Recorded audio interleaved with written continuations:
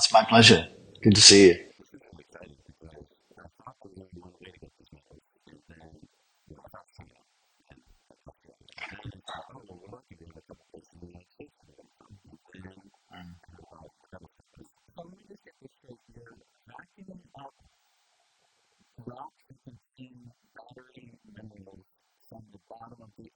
Correct. Yeah, exactly. It's wild, isn't it? And if you go back to first principles, it makes sense that we carry out extractive industries in the parts of the planet where there is the least life. Yet we've focused all of our extractive industries on land. And of course, we're now pushing into the more biodiverse ecosystems like our tropical rainforests to get access to nickel and a lot of other important critical minerals. And the problem with that is you've got to remove the rainforest to get access to the metal bearing ore. And so if we think about the planet, 70% of it is ocean. And the one deposit that the metals company is focused on is in the Pacific Ocean, about 1,000 miles off the coast of Mexico. And 70% of the known reserves of nickel, of cobalt, and manganese are in this one concentrated deposit. And they form like this rock in my hand. They literally grow, they precipitate the metals that are in the seawater or the sediment, and they just lie unattached on the ocean floor. So, we often get referred to as a mining company, but actually we don't go mining. We just go picking up rocks and then we move them to shore and we process them in a conventional way to produce battery metals.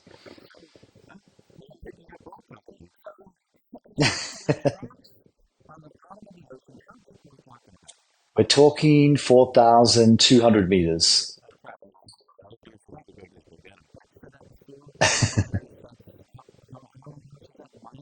That's about 2.5 miles.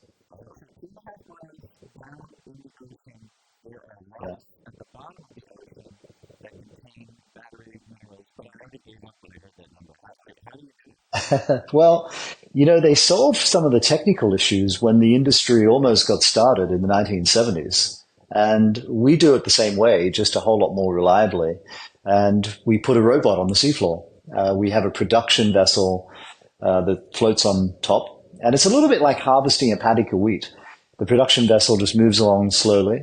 It's connected to with a big riser, which is our vertical transport system, and an umbilical cord to an electric robot. And the robot just crawls along the seafloor, picking up these rocks as it goes. And, they're big long runs. Some of our early runs will be 75 miles long before you turn around and come back. And so it's a big flat marine ecosystem down there.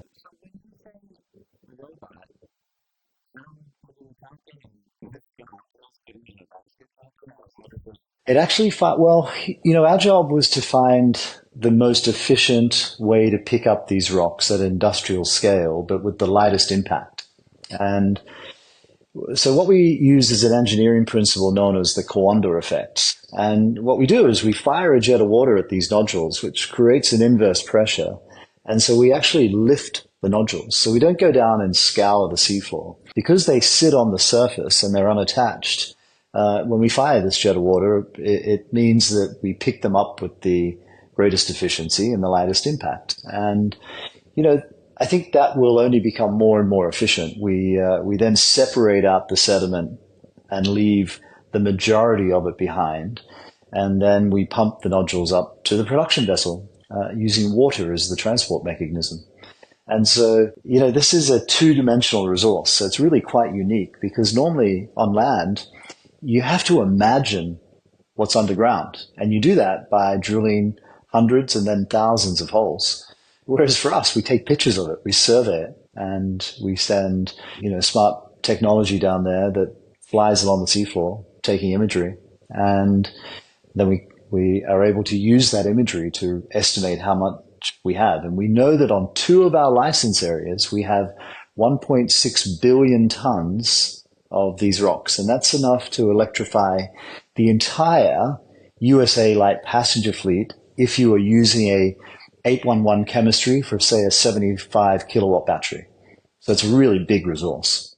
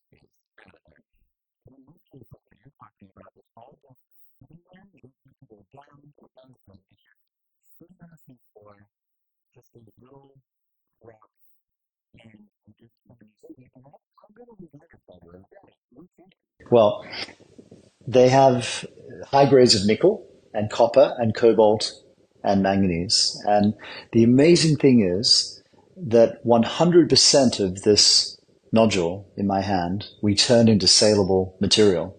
So what you were just describing in land-based mining, where you're looking for, say, 1%. Let's use copper. Last year, the average grade of copper that was mined was about zero point 0.6 of 1%. Now, that means the other 99% is waste, and you've got to do something with it. And that's expensive, and it often leads to heavy environmental damage as well. And of course, we have no overburden, so we don't have to remove anything to go down and pick them up. We just glide through the water. And people often say, boy, that must be complex, right? But, our partners have worked in the deep ocean for decades in a variety of industries, whether it's laying pipe for the oil and gas industry or installing these platforms or deinstalling them. And so, the expertise that's available around this new industry is really very extensive now. But the benefits of this resource, the fact that we don't have to move any people, and people don't think enough about what are the impacts of land-based mining. But if you look at mining, it has an enormous impact on indigenous communities. There are people that live amongst these ecosystems, and they don't want to drive an electric car. They just want to get on and live their life. But their livelihoods are being impacted by the encroachment of mining because the miners are just coming in to claim areas, and that's just the beginning of the impacts. Then there's all the processing problems that are generated when you are trying to turn land-based ores into those battery metals. And you've only got to put in your Google search rainforest nickel to see the worst of it, unfortunately. Or cobalt from the Congo, of course, is another problem.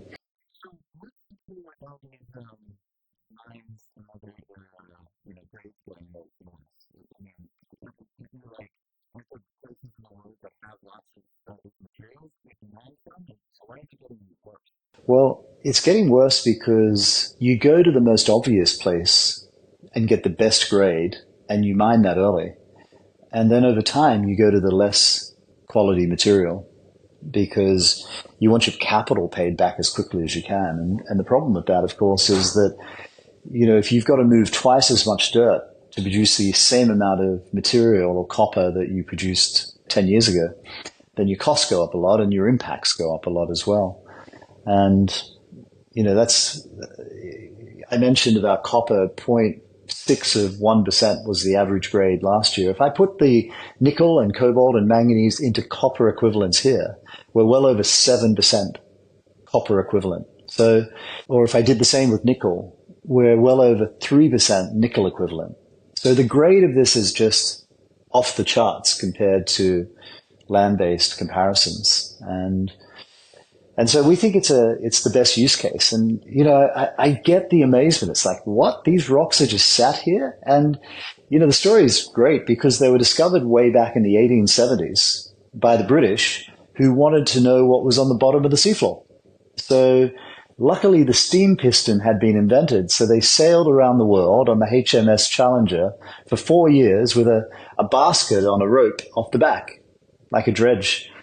And they were coming back from Tokyo or from Japan, heading back towards the west coast of America, and they came across this big patch where there were just these rocks everywhere. It's about 4,000 kilometers wide and 1,500 kilometers high.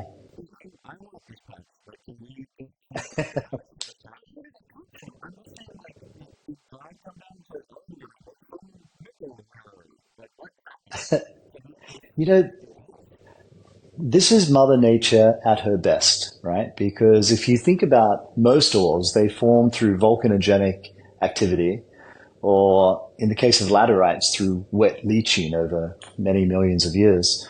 But these precipitate. They grow like a pearl grows. And so you can argue that they're actually cleaning the ocean of these nasty atoms, getting the nickel and the copper and the cobalt and the manganese out of our oceans. And of course, they just sat there waiting to be used. And, I ask you, if they're not there to be picked up and turned into battery metals, then it's the most obvious use case that I've ever experienced. And so, and the reason why now is such an exciting time is because from all that time way back in the 1870s when they discovered them, and then in the 1970s when they started to collect them, and there were big names like Lockheed Martin and BP and Shell and Mitsubishi involved. But the world had not agreed who owned the oceans back then, so the United Nations stopped them. But now there is a regulatory body that there's 169 member countries, and they are the people that oversee these international waters. And so, a nation can exploit their own coastline. So, a nation owns everything within 12 miles of its coastline, and they have an economic right to everything within 200 miles. But beyond that, it's deemed to be international waters and owned by everyone. And they set up this body called the International Seabed Authority to regulate it. And they are the body that have given us our licenses. They've given China their licenses, and Japan and Korea and France and Germany. And they're the people that will regulate us as well.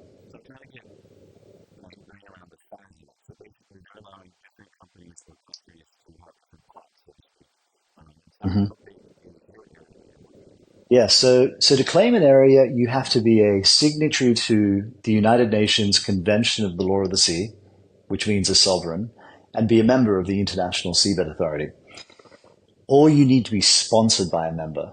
And so when they were drafting UNCLOS, they really wanted to make sure that developing countries could participate. And so they had a provision that allowed a company like ours, like the metals company, to apply for a license if we were sponsored by one of these nations, a developing country. And so we are sponsored. We have 3 license areas under our control.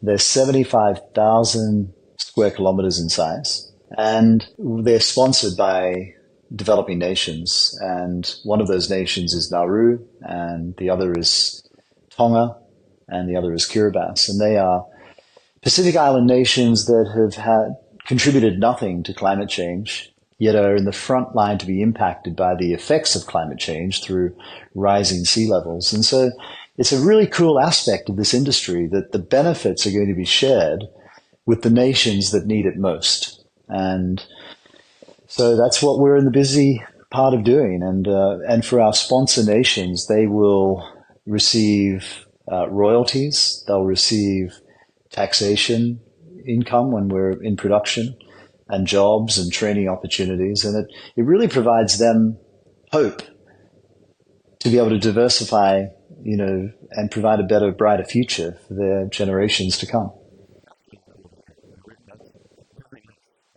Mhm.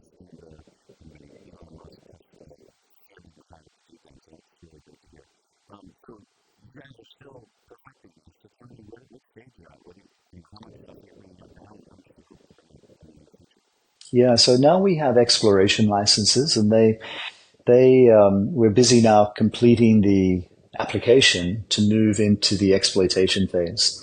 So for the last decade, we've spent about $500 million dollars carrying out environmental studies.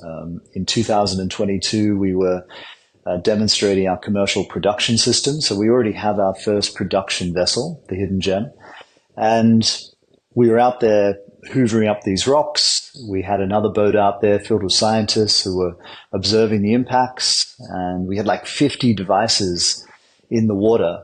as we were picking up these rocks, measuring everything, the impact of sound, the dust or the sediment that we disturbed as our robot went along the floor, so we could measure how far it traveled and how quickly it settled. And so the study is by far the most comprehensive ocean research program ever. And we're getting ready to lodge that application with the regulator, and that will then provide us, once approved, with the permission to go and move into commercial production. But, this resource offers so many advantages. And one of them is that we were able to buy, with our partner, Allseas, a former drill ship from the oil and gas industry. It was a $700 million boat in 2011, and Allseas bought it for less than $50 million. And so that was converted into our first production ship.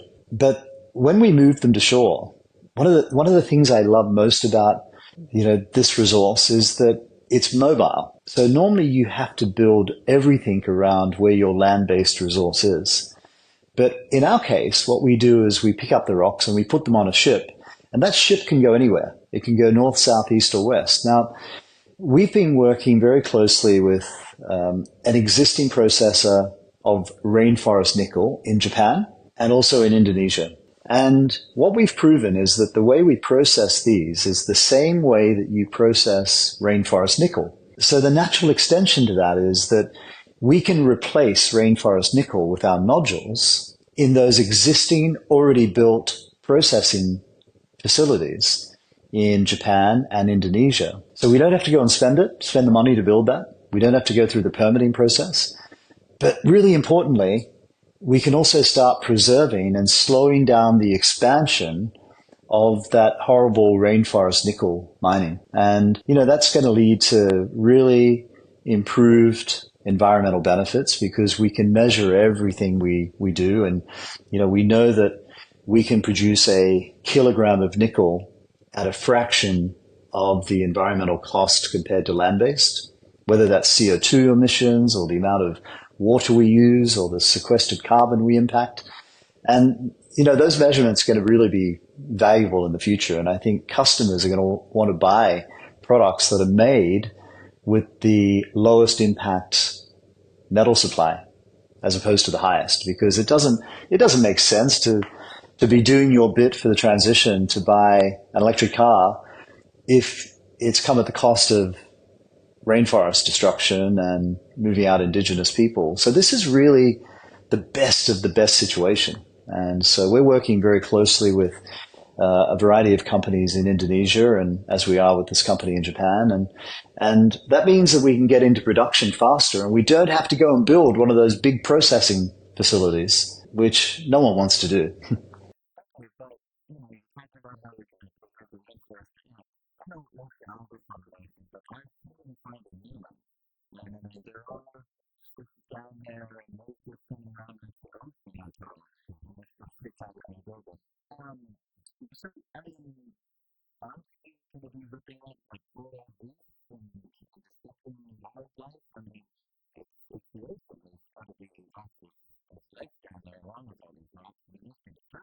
Hmm. Well, there is life down there. There's just not much life down there. And, it's important to think where we are. We're 4,000 plus meters below sea level. And the reason why there's not much life down there is because there's not much food down there. It all gets eaten on the way down through the water column.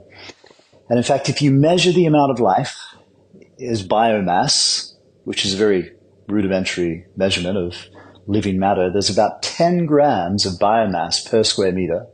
And most of that, like plus 80%, is bacteria living in the sediment. And so if I go back to that first principle idea that it makes sense to carry out extractive industries in parts of the planet where there is the least life, not the most life, then this is the best place to be carrying out that activity.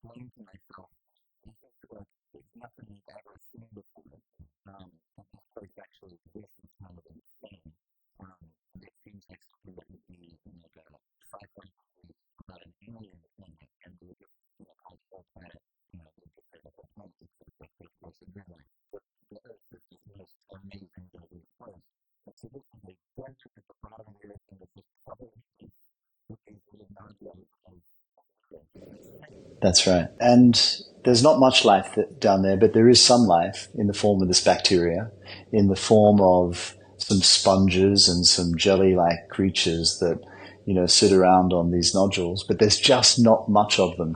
And in fact, I mentioned that in 2022, we ran and did a collector trial. We were out to sea for 6 months. And then last year, we went back to revisit the site 1 year later, and that's all part of our application. And what we found was that the area that was most directly impacted, so let's say our crawler, our robot went through and we kick up some sediment, a bit like driving your car down a dirt path, that we generate some dust. And so what we had to do was measure how much dust and how far does it travel. The great news is that the dust stays where it is, because at that depth, the pressure, the particles tend to flocculate together. And so, people worried, would the dust travel for thousands of kilometers or hundreds of kilometers? But no, it stayed in the same area. So that was the first thing. But what we actually found when we went back to the test area was that it had almost returned to normal.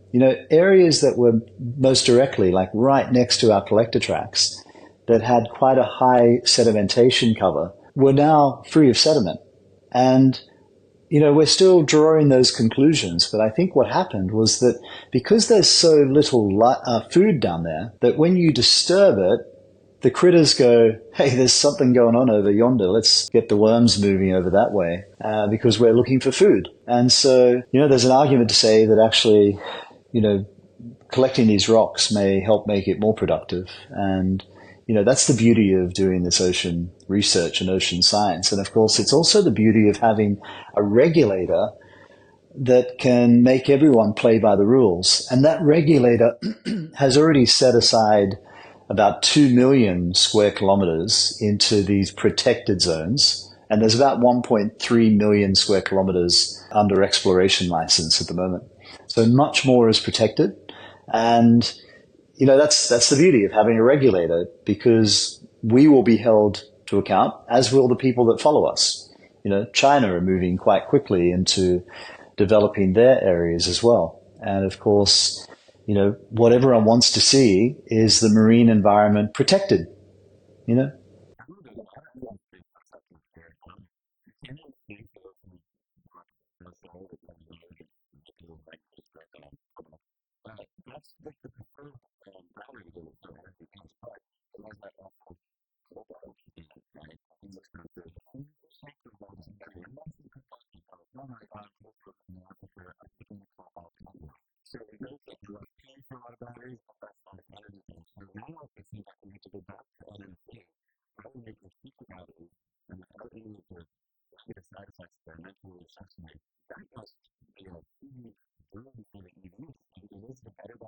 That's right. And I spend a lot of time talking to battery cell makers, and, they all tell me the same thing. If we could have a reliable, environmentally friendly supply of nickel, then that would always be our preferred chemistry. And I know some of the battery makers are also moving more to sodium-based chemistries, and that will really target that LFP market because they want to use less lithium.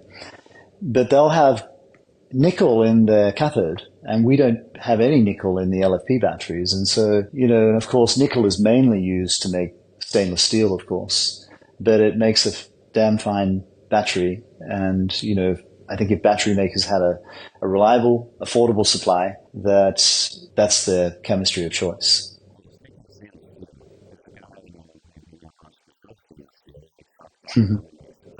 Mm.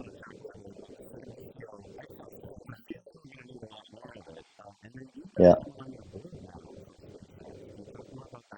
Yeah, we were very pleased to welcome Steve Jurvetson to our board, and Steve was an early investor in not only SpaceX but Tesla. He was on the Tesla board for more than a decade, and he's seen as one of the smartest guys in venture investing. And so, when I met Steve, and I just suggested, firstly, he's intrigued, right? He likes forward-facing ideas. He likes big ideas. He likes stories where books will be written, and he just got really excited about what we were doing. And I cautiously said, and why don't you come and join the board? He said, yeah, I think I will.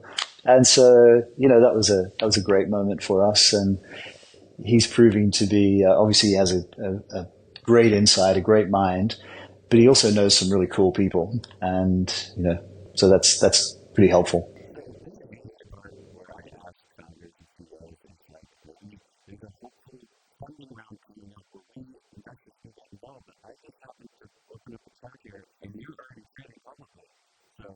We are.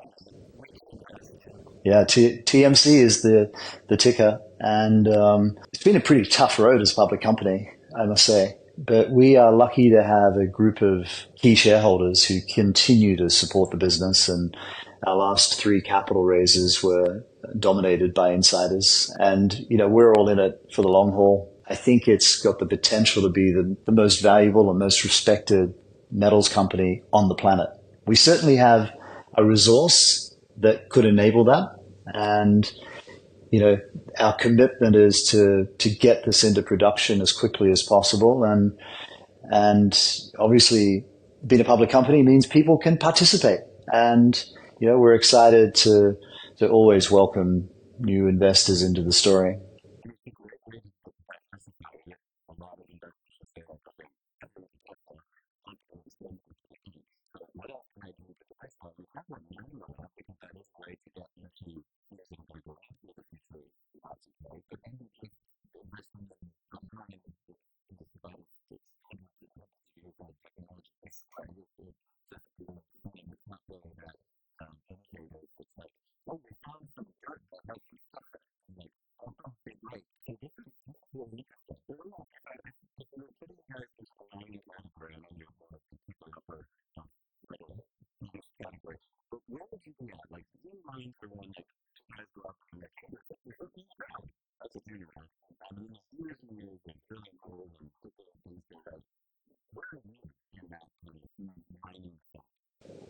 Yeah, so we're about to release our feasibility, our final feasibility. We had our preliminary economic assessment released 3 years ago. We've already defined the resource, so we know that we have 1.6 billion tons of these nodules. We are compliant with the Canadian 43101 and the US SK 1300 resource reporting standard. We have our first production vessel. We've secured these tremendously valuable licenses, and we're going through the process of completing our application. And we expect to be in production in a couple of years' time. And so, I think as a comparison, I somewhat cheekily say we are to the mining industry what Tesla was to the car industry. We have the opportunity of disrupting it. And I hear one of the biggest challenges the mining industry has is attracting talent. People don't want to go and work for mining companies. But I got to tell you, we have a lot of people, like I get dozens of graduates who are just coming to say, we want to be part of what you're doing. Like, this is really cool. Like, this is a way to be disruptive and take an entirely different approach. And we've got some really big ideas, and I think we can really change the way people will think about mining. And, particularly when the benefit sharing with the developing countries, I think is really important. The lower environmental impacts are going to be, something that really set us apart. And yeah, I just think it's fun to be part of a new industry. You don't get to do that too often. Mhm.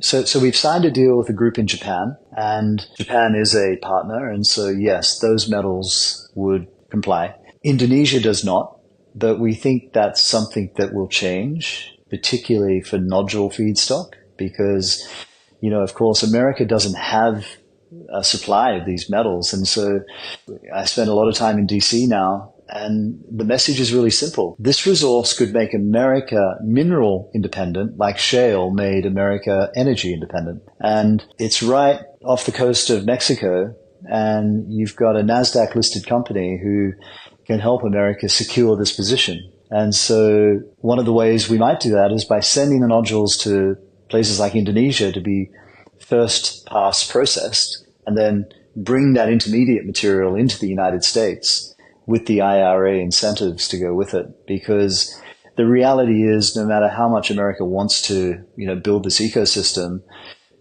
sometimes that horse is bolted. And, if I go to Indonesia, I can point to more than 250 processing plants that could accept our nodules. And I can't point to a single one in North America. So you'd have to build it, you'd have to permit it, you'd have to finance it. And that's just hard work. So just, go with the tape. We'll send the nodules to Indonesia and Japan, and then send that intermediate material back into the United States. And of course, as we always say, once it's here, it'll stay here. It'll be recycled for centuries down the track. And so, I think that's the exciting opportunity for this resource for the United States.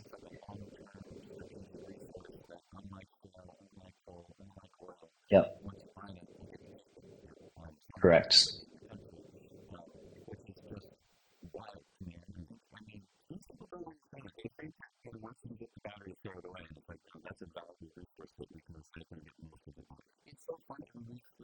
Yeah.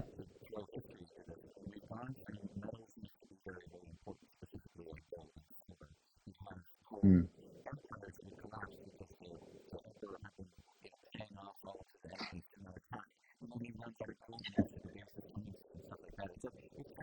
Yeah.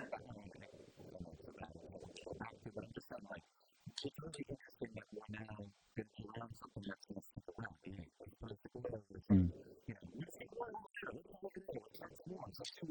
Yeah. Mm.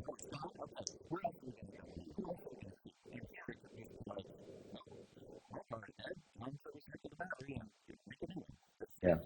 That's right.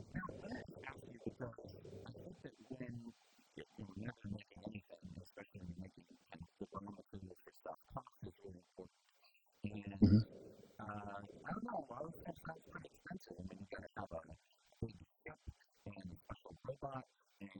Mhm.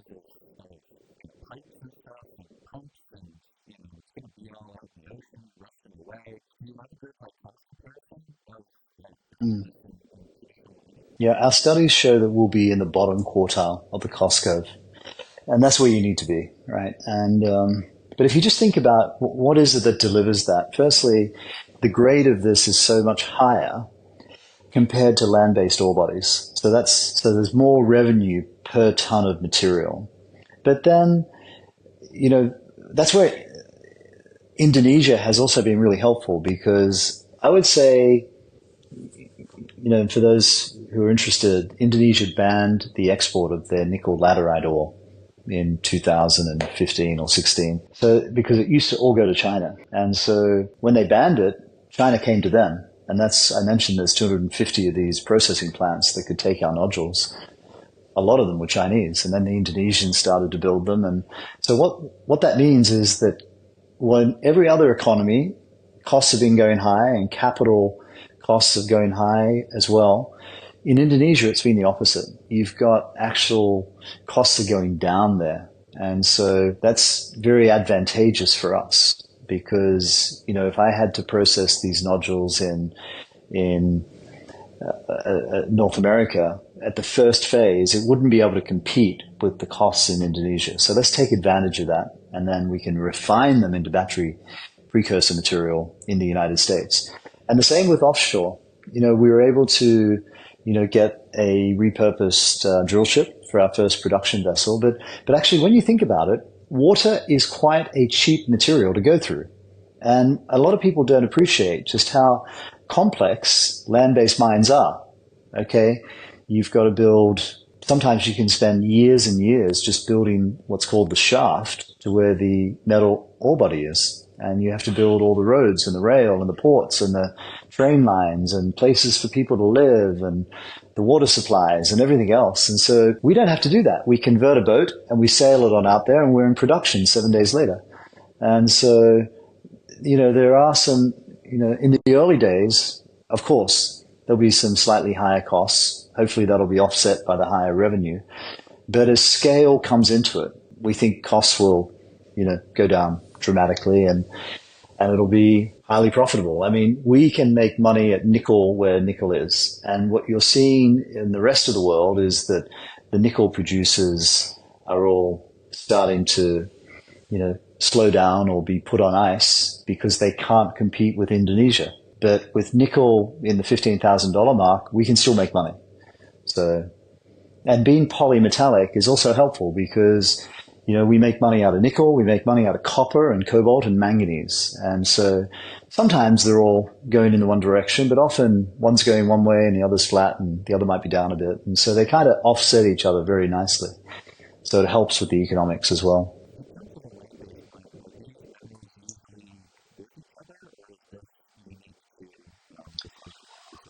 Yeah, it's unique because it's like having three tier one world class mines all in the one ore body.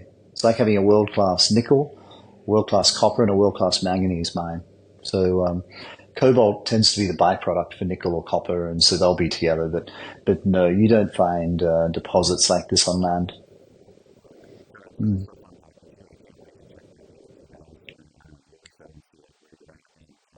Yeah,